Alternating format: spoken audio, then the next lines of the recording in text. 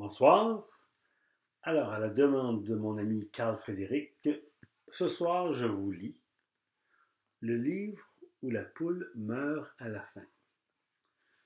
C'est un livre de François Blais et de Valérie Boivin, publié au 400 coups.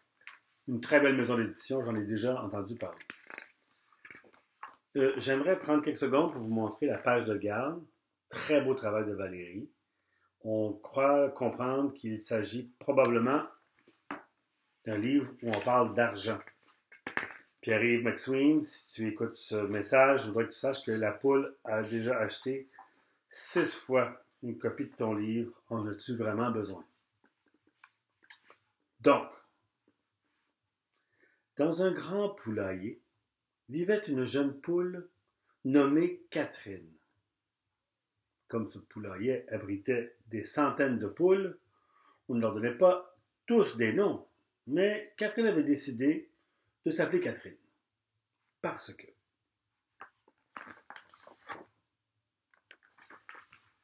pourquoi pas? Catherine était affligée d'un vice très grave. Elle était dépensière. Dès qu'un objet lui plaisait, même un tout petit peu, elle devait l'acheter. Oh, un laurier, je dois acheter l'oreiller. Oh, une boule de quilles, je dois acheter une boule de quilles. Elle possédait des robes, des bijoux, des téléphones, des extracteurs à jus, des bibelots, un tutu, des tableaux, des perceuses électriques, un bol à punch, des arrosoirs, des disques, des poupées, des horloges. Elle possédait même un jeu de pneus d'hiver, elle qui n'avait pas de voiture, ainsi que 5 paires de gants, elle qui n'avait pas de main. Quand même. Ça c'est, oui. Ça me fait penser à Carl Frédéric, ça, qui s'achète pas mal n'importe quoi. Elle mangeait en ville tous les soirs et prenait un taxi pour passer le temps. Ah ouais. Si t'es chanceux, tu pourras avoir une affiche comme ça si tu viens au Salon du Livre de Montréal.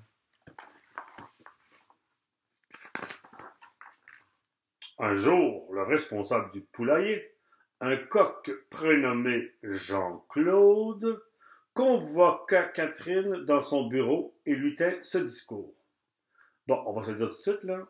Oui, il n'y a pas d'autres poules qui ont un nom, il y a juste Catherine. Mais lui, c'est pas une poule, c'est un coq, il a le droit d'avoir un nom.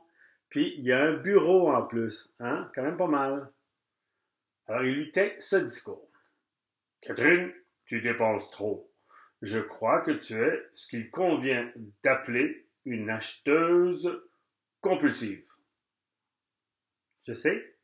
Et alors? De répondre Catherine. Tais-toi, dans les dents. Si les poules avaient des dents, ça serait dans ses dents. C'est pas une poule, c'est un coq. Alors, ce n'est pas bien de dépenser autant d'argent pour des frivolités. Mais je ne dépense pas un sou, Jean-Claude. J'achète tout à crédit. Et que feras-tu quand les compagnies de crédit t'enverront leurs factures? Ben, rien du tout. Tu sais bien qu'on m'élève pour ma chère. D'ici une semaine, je ne serai plus ici. Belle attitude. J'en connais qui font pareil. Mais cela n'a rien à voir. Il faut payer ses dettes, dit Jean-Claude.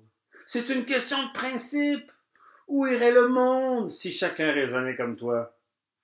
Le monde ira où il veut. D'ailleurs, mes créanciers n'auront ce qu'ils méritent. Il faut être stupide pour donner une carte de crédit à une poule. Ou à des étudiants qui viennent juste de rentrer à l'université. Ou à des gens qui en ont déjà 8. Je te l'accorde, Catherine. Mais que fais-tu de l'honneur? Ben, je m'assois dessus, Jean-Claude. Je m'assois dessus. Et v'lan, 2 fois dans les dents. Pour une poule, hein?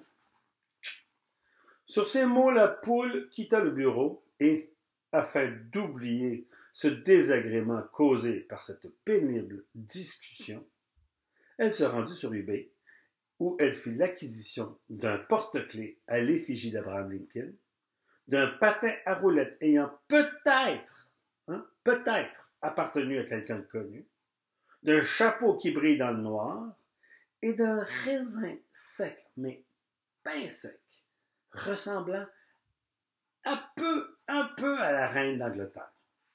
Tiens, si tu veux recevoir, hein? La reine d'Angleterre, on a de la misère à voir, hein, cette expression. Mais oui, effectivement, soit la reine d'Angleterre ou E.T. Mais peut-être que E.T. ressemble à la reine d'Angleterre. Je suis pas sûr. Quelques jours après, un camion vint chercher Catherine et ses camarades pour les mener à l'abattoir. Pom, pom, pom, pom, pom. Je sais pas s'ils jouent de la musique quand ils s'en vont à l'abattoir. So I'm leaving. Avant que les poules ne prennent place sur le convoyeur, au bout duquel elles seraient étêtées et plumées, le curé de la paroisse les rencontra une à une afin de les confesser. Toutes épanchèrent leur âme, sauf Catherine. Bon, là, je m'explique. Il y a bien des Québécois qui savent plus c'est quoi un curé. Mais ça, c'était le gars qui était habillé en noir, une soutane noire, il sortait du grand bâtiment là, avec un clocher devant chez vous, là. Ouais, qui a fermé puis qui est devenu des condos. Ça s'appelait une église. Et puis les gens y allaient. Et puis ils allaient à la confesse. Ouais. Ben, ça existe presque plus. Puis les gens, ils savent plus ce que ça veut dire aussi. Confesser. Ben non. Alors, toutes les poules se sont confessées, sauf Catherine. N'avez-vous donc aucun péché à confesser, ma fille? Demanda l'homme de Dieu. Tu vois, je te l'ai dit, l'église. Non, mon père, mon âme est pure. En êtes-vous certaine? Votre ami Jean-Claude m'en a pourtant raconté des belles à votre sujet. Il paraît que vous êtes dépensière, ma fille. Regarde, elle se pense vraiment comme, ben non, je fais rien de mal. Peut-être ça, donc. Ah, cet imbécile de Coptivray, mon père. Cela est un grand péché, et si vous ne vous en repentez point, vous n'irez pas au paradis. Hein, moralisateur. À quelle heure les boutiques ferment-elles au paradis, mon père? Bonne question, Catherine, bonne question. Je ne sache pas qu'il y ait de boutique au paradis, répond le curé. Je n'ai donc aucune raison d'y mettre les pattes. Ah, et v'là dans les dents une troisième fois. Ainsi donc, ma fille, vous ne regrettez rien du tout. Bon, puisque vous insistez, j'ai bien un petit regret. Ah, heureux, le curé demande. Lequel?